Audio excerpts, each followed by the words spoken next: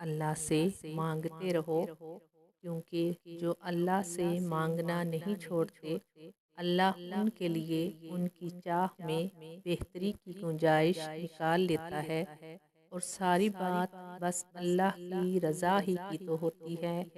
پھر چیزیں ہوں یا لوگ، کھوئے ہوئے سب واپس مل جاتے ہیں۔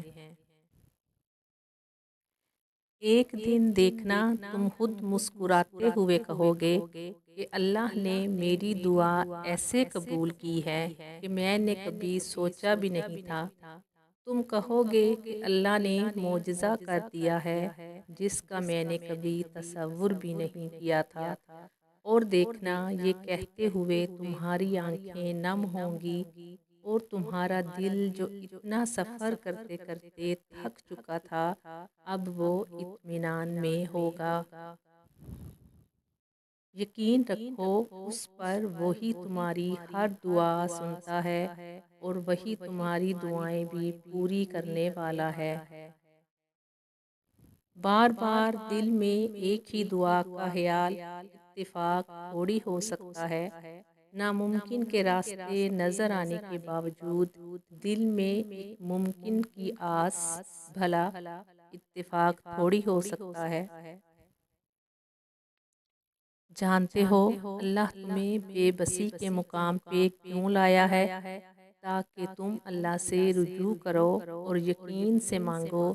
جب تم دعاؤں پہ یقین کرنا سیکھ جاؤ گے تو ہر چیز جو تمہیں ابھی ناممکن لگ رہی ہے وقوع پذیر ہونے لگے گی۔ جو چیز نصیب میں نہیں ہے وہ بھی تم پا لو گے۔ شیطان ہمیشہ تمہیں تمہارے ڈر سے ڈراتا ہے، وہ تب تمہارے ذہن میں وسوسے ڈالتا ہے جب تم معجزوں کے سب سے زیادہ قریب ہوتے ہو، کیونکہ تب اللہ تم سے راضی ہو چکا ہوتا ہے، اور جو اللہ کو پسند آ جاتا ہے وہ اسے پسند نہیں آتا۔ جب تمہیں لگے کہ تم اپنا حوصلہ ہار رہے ہو، جب تمہیں لگے کہ تم اپنا صبر کھو رہے ہو، تو فوراً اللہ سے رجوع کرو اور دعا کرو کہ یا اللہ زندگی کے ہر موڑ پہ ہمت، صبر اور حوصلہ عطا فرمانا۔ آمین ثم آمین، کیونکہ اللہ سے جو بھی دعا مانگی جائے تو وہ کبھی رد نہیں کرتا۔ سنو، یہ مت سوچو کہ تمہاری دعائیں نہیں سنی جا رہی یا کبھی قبول نہیں ہوں گی، بلکہ جان لو تمہاری دعائیں تو عرش پر جا چکی ہیں۔ ان کے تو بس ایک ان کی بات ہے، جب تمہارے حق میں بہتر ہوگا تو اس نے کن کہنا ہے اور فیکون کے معجزے ہو جانے ہیں۔ اللہ پر یقین کرنے سے تو وہ بھی مل جاتا ہے جو آپ نے کبھی مانگا ہی نہیں، تو یقین رکھو اس پر وہ بھی جلد مل جائے گا جو آپ کب سے رو رو کر مانگ رہے ہو۔ میرے رب نے یہ کبھی نہیں کہا کہ اس کے بندے پرفیکٹ ہوں گے۔ اس نے کہا کہ آدم کی اولاد میں سب گناہ کریں گے، اور ان میں بہترین وہ ہوں گے جو اپنے گناہوں سے توبہ کرنے والے ہوں گے۔ بڑی طاقت رکھی ہوتی ہے اللہ نے ٹوٹے ہوئے دلوں میں، اور جب ان دلوں کا ایمان بھی اتنا ہی طاقتور ہوتا ہے نا کہ ان کے دل ریزہ ریزہ ہو کر بھی، بکھر کر بھی اللہ سے مانگتے ہیں، تو پھر کائنات کی کوئی بھی قوت ان دعاؤں کو نہیں ہرا سکتی۔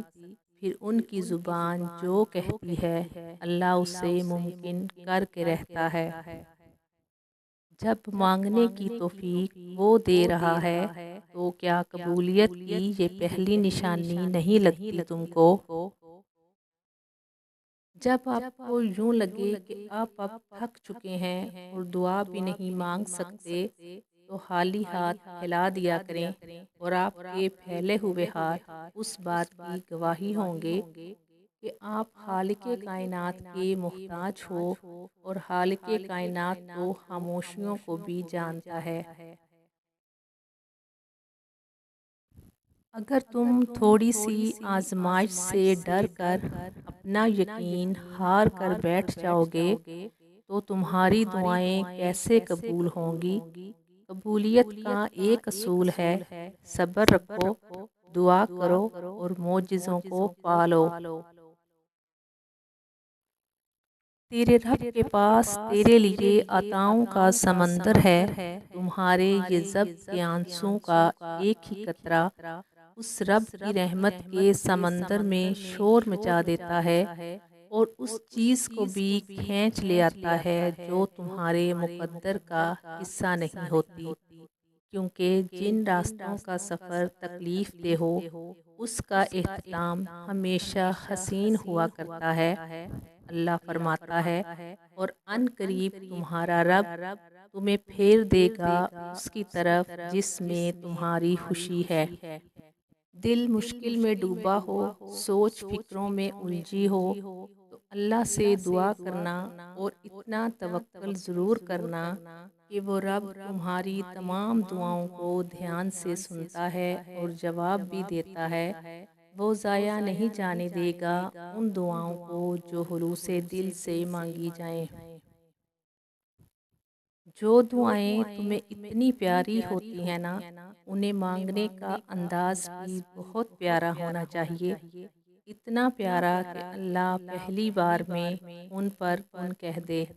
اور پتہ ہے اللہ کو اتنا پیارا انداز کس کا لگتا ہے؟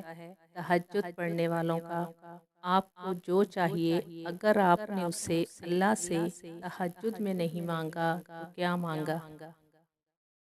اللہ کی محبت اتنی خاص ہے کہ اگر انسان جائے نماز پر صرف سر جھکا کر بیٹھا رہے، کچھ نہ بھی بولے، تب بھی وہ رب کچھ لمحوں بعد ایسا سکون بندے کے دل میں اتار دیتا ہے کہ لگتا ہے جیسے اس رب نے پریشان دل کو یہ سمجھا دیا ہو کہ میرے بندے نا امید مت ہو، میں ہوں نا، سب ٹھیک کر دوں گا۔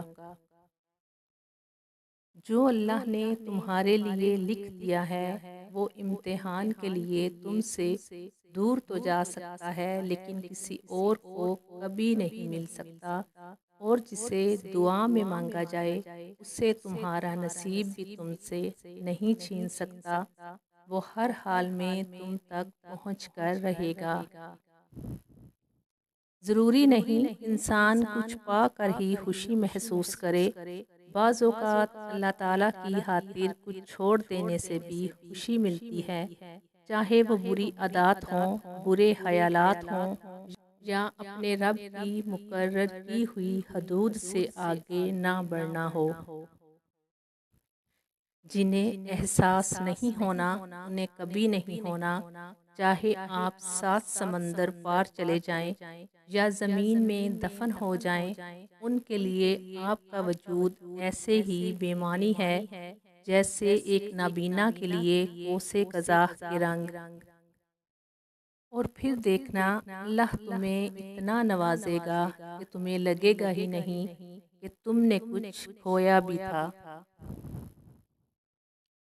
جن لوگوں نے آپ کو تکلیف دی انہیں معاف نہ کر سکیں تو بھول جائیں، اپنے معاملات اللہ پر چھوڑ دیں، مسکرانے اور خوش رہنے کی کوشش کیا کریں، اور یہ یقین رکھا کریں کہ جو زمین سے نہیں ہوتا وہ آسمان سے ہوتا ہے، ضرور ہوتا ہے۔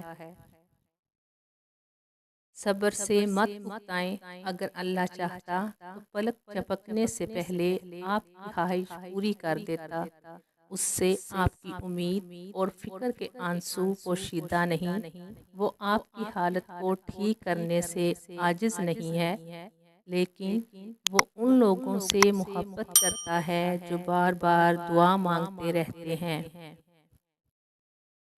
اللہ شادی کے بعد ہر لڑکی کو اپنے گھر کا سکھ نصیب کرے، کبھی کسی اور کی محتاجی نہ آئے، ایسا گھر ہو جس میں وہ سر اٹھا کر جی سکے نہ کہ سر جھکا کے۔ انتظار کی اذیت کے بعد ہی تو یعقوب علیہ السلام کو یوسف علیہ السلام سے ملوایا گیا تھا، جسے سزا سمجھ رہے ہو उस देरी में